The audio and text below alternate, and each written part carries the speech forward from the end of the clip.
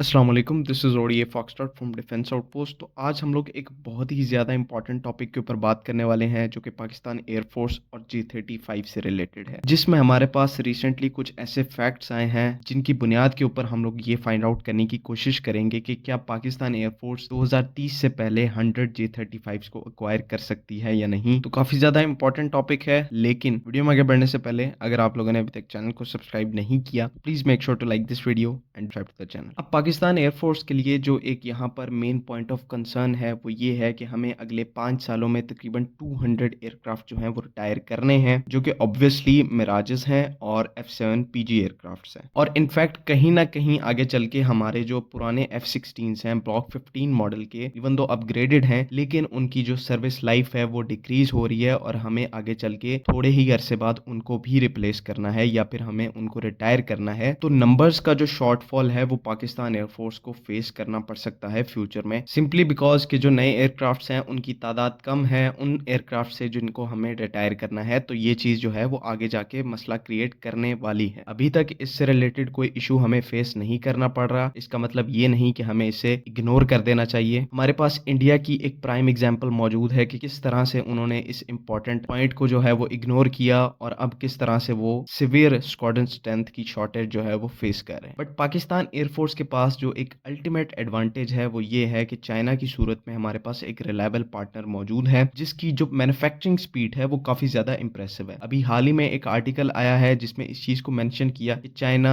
J20 और J35 की जो कंबाइंड प्रोडक्शन रेट है उसको 250 एयरक्राफ्ट तक इंक्रीज करने वाला है। मीन टू से कि चाइना एट अ टाइम एक तो अपने जितने भी उनकी नीड्स हैं उनको पूरा कर सकता है और साथ ही साथ वो अपने एक्सपोर्ट पार्टनर्स को भी एयरक्राफ्ट बल्क में प्रोवाइड कर सकता है। इतनी कैपेबिलिटी उनके पास इस टाइम पर आ चुकी है। यहाँ पर जो है वो मेन क्वेश्चन जो है वो ये रेज किया जाता है कि JF-17 थंडर जो प्रोजेक्ट था उसको हमने बनाया ही इसलिए था कि ये जितने भी मिराजेस और बाकी एयरक्राफ्ट्स हैं उनको पाकिस्तान एयरफोर्स की सर्विस से रिटायर किया जा सके और किसी हद तक JF-17 जो है ये करने में कामयाब भी रहा है। लेकिन जो रिटायर करने वाले एयरक्राफ्ट्स हैं हमारे, उनका नंबर सिग्निफिकेंटली ज्यादा है और ऑलरेडी जो पाकिस्तान एयरफोर्स के पास JF-17 थंडर्स का नंबर है वो 200 को रीच करने वाला है JF-17 ब्लॉक 3 को मिलाकर, जो कि टोटल 10 स्क्वाड्रंस हमें देते हैं JF-17 थंडर सीरीज के एयरक्राफ्ट की, जिनमें से 3 जो हैं वो JF-17 ब्लॉक 3 के हैं इस टाइम के ऊपर। बाकी जो 7 स्क्वाड्रंस हैं JF-17 ब्लॉक 2 और ब्लॉक 1 के हैं, जिनमें से भी अभी कई स्क्वाड्रंस को ब्लॉक 3 स्टैंडर्ड्स के ऊपर अपग्रेड किया जाएगा। लेकिन यहाँ पर एक फिर बहुत बड़ा क्वेश्चन आ जाता है कि जहां पर हमने 200 एयरक्राफ्ट्स को मैन्युफैक्चर कर लिया है, JF-17 को मैन्युफैक्चर कर लिया है, तो क्यों ना हम कुछ और एयरक्राफ्ट्स को मैन्युफैक्चर करके ये जो जितने भी मिराजेस और F7 एयरक्राफ्ट हैं इन सबको एक ही बार में थंडर से रिटायर कर दें। तो ऐसा क्यों नहीं किया जा रहा? तो इसमें जो है वो एक मेरा पर्सनल ओपिनियन भी शामिल है। वो ये है कि पिछले 5 सालों में जिस तरह से एयर पावर के शोबे के अंदर, इस फील्ड के अंदर जिस तरह से मॉडर्नाइजेशन हो रही है, हमें अपना फोकस जो है वो 4th जनरेशन एयरक्राफ्ट से हटाकर 5th जनरेशन एयरक्राफ्ट पे करना होगा। ये चीज आने वाले टाइम के लिए बहुत जरूरी है, क्योंकि 5th जनरेशन एयरक्राफ्ट में जो एक सबसे बड़ी खूबी है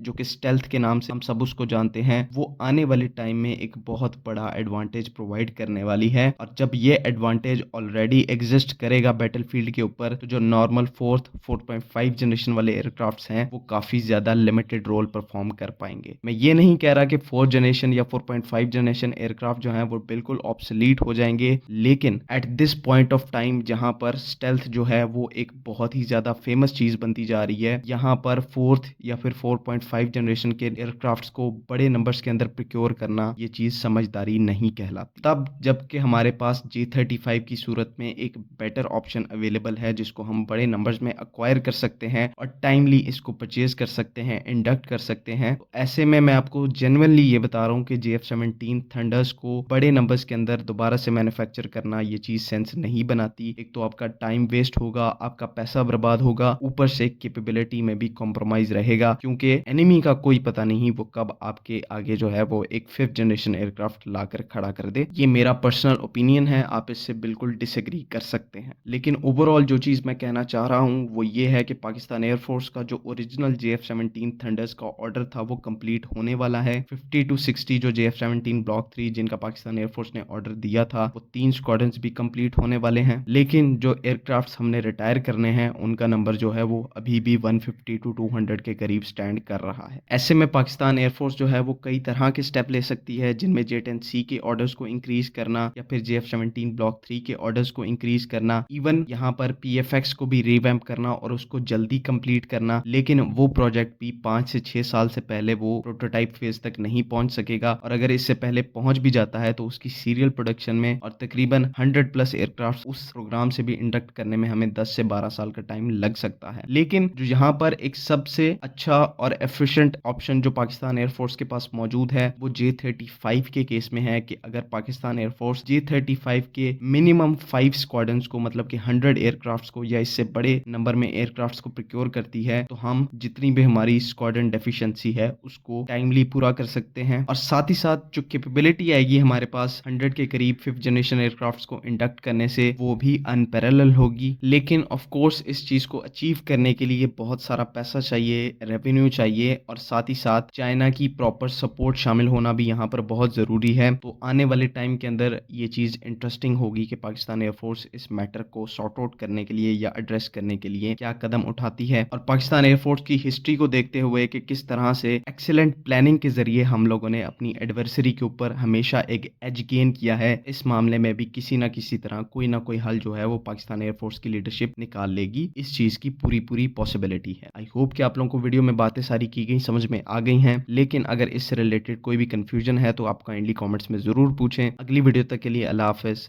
पाकिस्तान जिंदाबाद।